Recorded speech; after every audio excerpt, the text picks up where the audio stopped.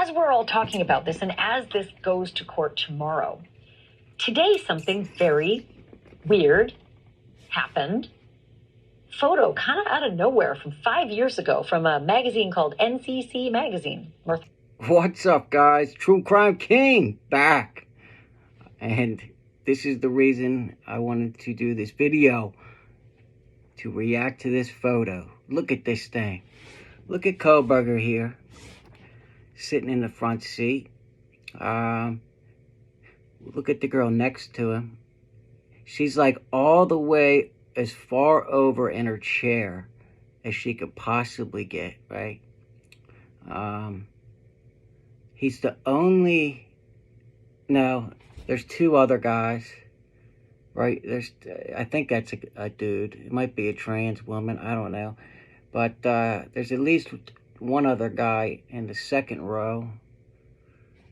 But it's almost all females, and Kohberger's just right in the front row. He sticks out like a sore thumb. It's just kind of funny to me. The girl, look at the girl all the way over to the right here. She's looking at Kohberger and laughing, or smiling, right?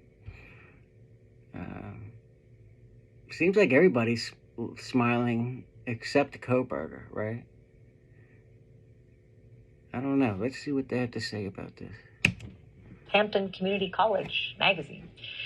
2018 lecture and Q&A with famed author Margaret Atwood. Apple juice, YouTube censors.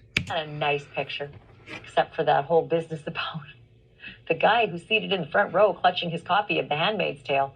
It's kind of like a sea of women who went to this, predominantly feminist author's lecture, and Bryan Kohberger took a front row seat, smiling, had his picture taken right there beside, right there. You can see it underneath the banner that says Northampton Community College. That's Margaret Atwood standing right there in the middle. It's just all very weird.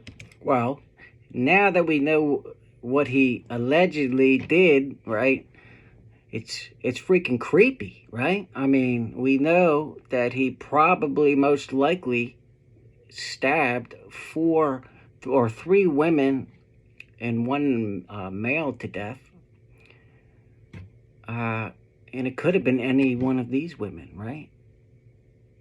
Or men. It's just really creepy. Now that we know what he's accused of, right? See what else Banfield's got. But he did graduate from that school that year. He got his degree in arts and psychology. And if you have read or if you have seen The Handmaid's Tale on Hulu, it's about a futuristic society where women produce children for the ruling class, kind of like slave women.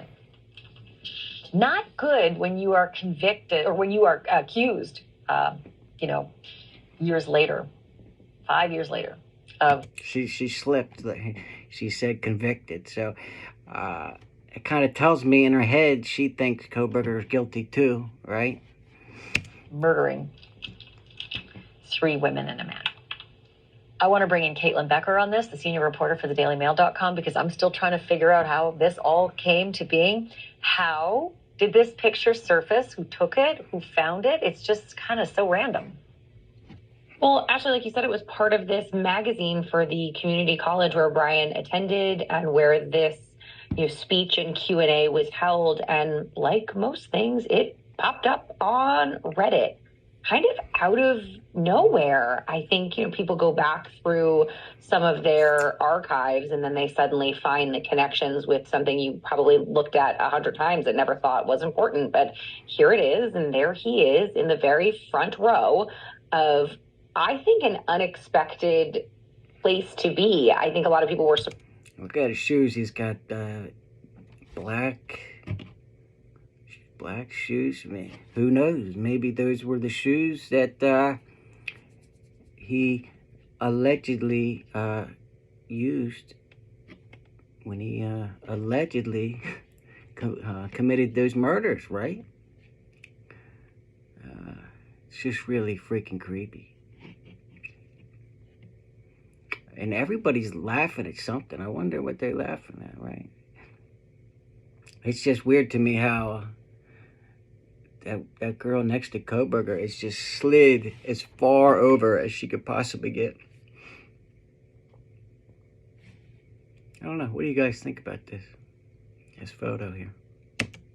Surprised when they saw this that he was there, but there was a part of me that just isn't shocked when I saw this. Everything that I know about Bryan Kohberger, based on the people that we've spoken to who know him, he is sort of the height of hubris. I think he's a little bit arrogant when it comes to his intelligence, so I wouldn't be surprised if he didn't necessarily agree with Margaret Atwood, if he still would have been sitting front row in that Q&A. And so I think either way, I'm not surprised he's there.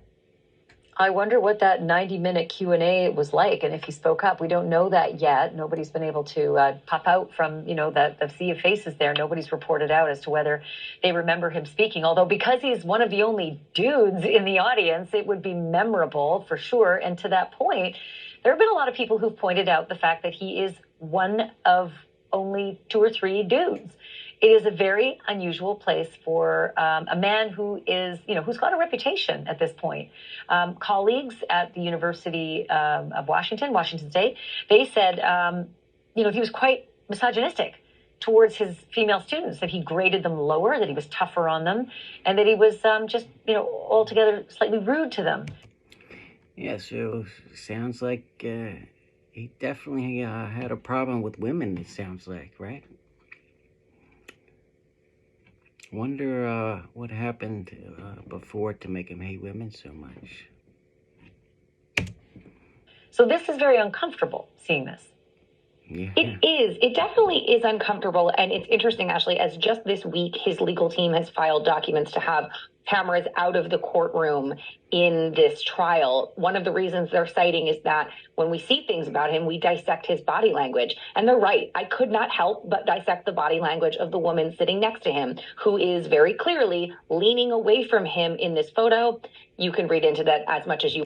Yeah, but he's not going to be sitting next to anybody in the courtroom except his lawyer, right? And his lawyer's not going to be leaning away from him, right? I mean, come on. To me, that doesn't make any sense. It's different sitting in a classroom with other students that might feel awkward around him, but his lawyers aren't gonna feel awkward sitting next to him, right?